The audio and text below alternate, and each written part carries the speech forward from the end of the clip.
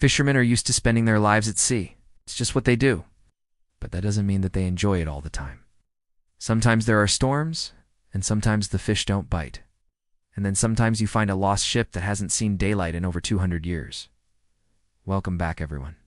Today we'll be telling the story of the fishermen of Cádiz and the incredible discovery they made that redefined part of their local history. Our story begins in the coastal town of Cádiz in Spain.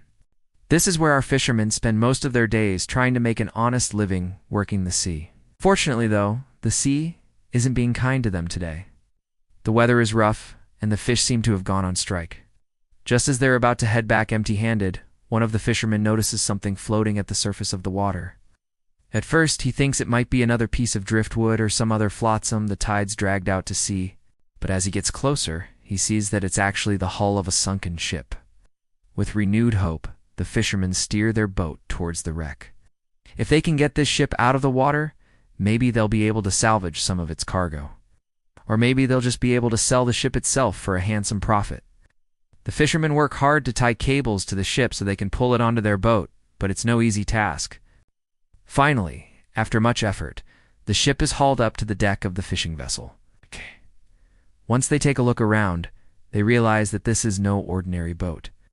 The ship appears to be very old, likely older than any of them could remember. Some of the wood has been waterlogged for centuries. What was this ship doing beneath the waters off the coast? Who was it carrying, and where was it headed when it sank? Maybe the answers lie somewhere within the ship itself. After talking amongst themselves, the fishermen come up with a plan. They'll bring the ship into shore and open it up to see what's inside, but they know they'll need help to do it.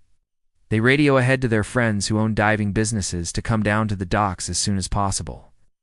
As they wait for the divers to arrive, more and more townspeople gather around the ship. By now, word has spread that a mysterious old vessel has been discovered beneath the waves. Everyone wants to see what the fuss is about. A curious crowd gathers closer, and the anticipation builds. Soon enough, the divers arrive and everyone gets to work on opening up the ship. As they slice through the planks of wood, the smell of decay wafts through the air. After all these years underwater, the ship doesn't smell like much else. The smell of the sea had long ago replaced the original smell of the wood. Everyone is eager to see what's inside, but the divers have to take it slow. You never know what could be hiding inside a ship like this. Plus, they don't want to damage anything important. Finally, the planks are split open, and the divers crawl through the hole to see what's inside. Inside, they see nothing but darkness. They'll need to find a light source before they can start looking around properly. One of the divers pulls out a flashlight and shines it around the interior. Suddenly, they all gasp in unison. The room they were in was filled with thousands upon thousands of brightly colored glass bottles. It looked like a rainbow exploded inside the ship. But this wasn't a children's toy chest.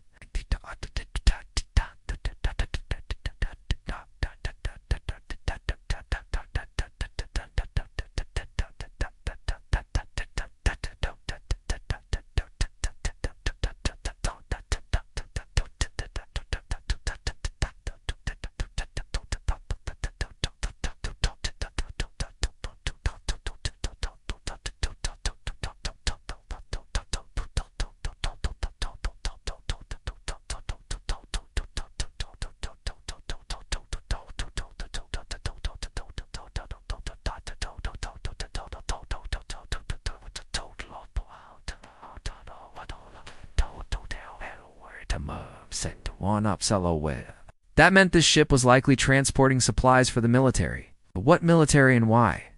The divers didn't have time to wonder about this. It would be irresponsible to stay in the ship now that they knew what it was carrying. They all climbed out of the ship's hold and stood on the dock. From here, they could hear people in the crowd discussing what had just been found.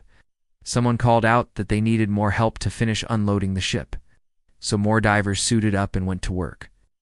It was clear that this was going to take a while, so they started playing music to pass the time. As the sun set, the divers lit up flares to keep working. All the while, people watched intently as each new bottle was pulled from the ship. People started taking bets on how many bottles there were in total, but no one came close to guessing the right number. In fact, no one ever found out how many bottles there were. Eventually, the divers reached the limit of how long they could safely stay underwater. With many thousands of bottles removed from the ship, they called it a night. The next morning, the divers returned to finish their work.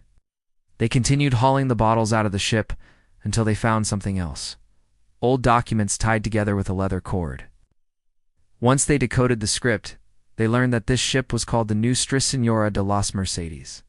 It was a Spanish warship that sank in 1804 during the battle between the British and the French navies. It was carrying a large shipment of gunpowder and other military supplies to South America. When it was intercepted by a British naval squadron, after a fierce battle, the ship was damaged and forced to run aground near the coast of Cádiz.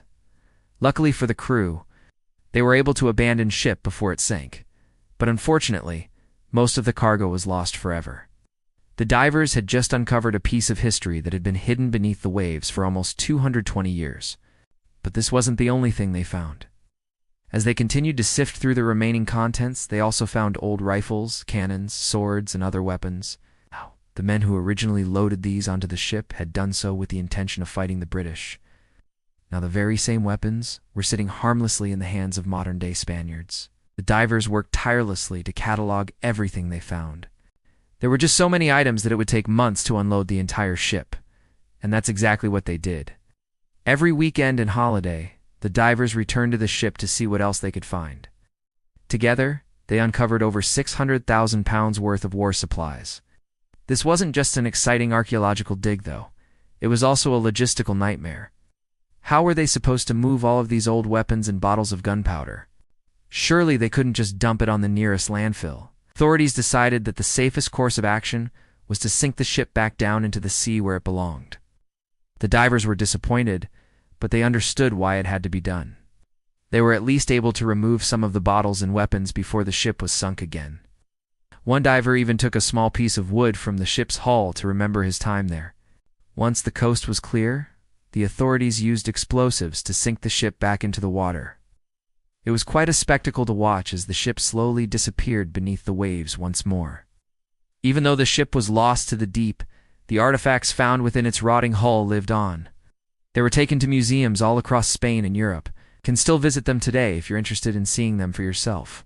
Our story might end here, but we know there's still a lot more to discover beneath the waves. We may never find an actual pirate ship, but we're sure we'll find something interesting someday. If you enjoyed this video, please leave us a like. We'd really appreciate it. Thanks for watching, and we'll see you next time.